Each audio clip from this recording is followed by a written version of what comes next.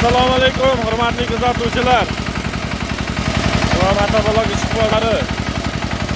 Navbatdagi texnikamiz bilan ishni boshladik. O'zimizning qarindosh keldi. Ularning ishini ham qilyapmiz. Ro'qat ichiga tomchilatib to'g'rab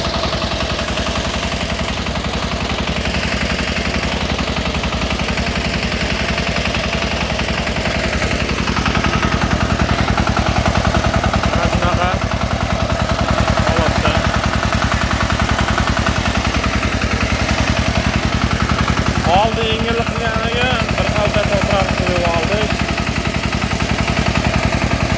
Orqada yukimiz og'ir bo'lib ketdi. Orqada silindr bor. Kimga shunday xizmatlar kerak bo'lsa, bajaramiz.